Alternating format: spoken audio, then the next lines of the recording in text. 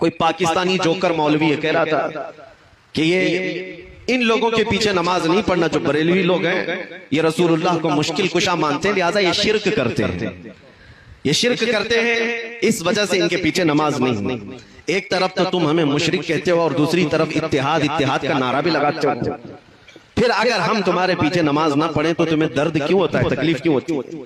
लेकिन ये जुमला मुझे बड़ा सख्त लगा कि नबी पाक सल्लल्लाहु ताला अलैहि वसल्लम को अगर आज कोई मुश्किल कुशा समझे, अपनी मुश्किलों का हल करने वाला आका समझे, तो ये साहब हमें मुशरिक करार देते हैं। फिर शरफुद्दीन इमाम बूसीरी के बारे में तुम्हारा क्या ख्याल है, जो लकवा और फालिज के असर के बाद अपने बिस्तर पर लेट करके हुजूर की बारगाह में यूं कहते हैं, या अकरमल खल्क़ि माली मन अलूदु बिही सिवा का इंद हुलूलिल हादितिल अममी वलन यदीक रसूलल्लाहि जाहु कभी इदल करीम तजल्ला बिस्मि मुंतकिमी।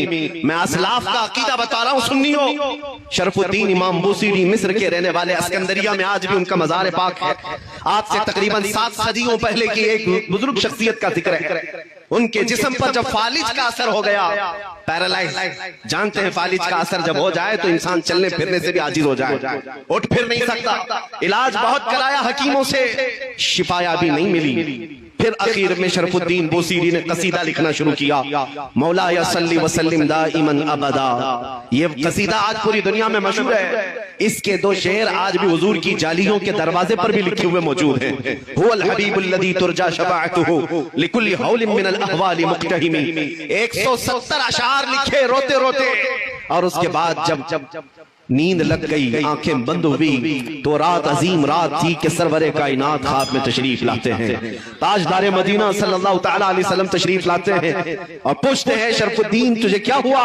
रोते हुए ख्वाब में अर्ज किया कि आका मुझे फालिज का असर हुआ, अब चलने फिरने से आजिज हो गया हूँ, बिस्तर पर रहता हूँ और लोगों ने भी साथ छोड़ दिया है। नबी करीम सल्लल्लाहु ताला अलैहि वसल्लम ने इरशाद फरमाया, शरफुद्दीन बूसीरी तूने जो कसीदा हमारी शान में लिखा वो हमें भी तो सुनाओ।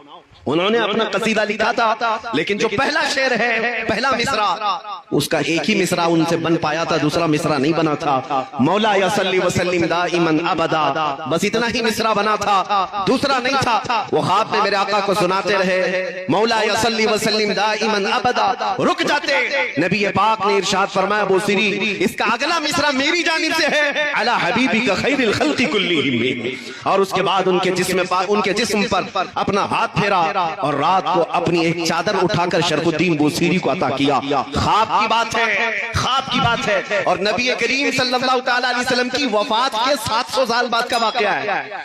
हुजूर के पर्दा फरमाने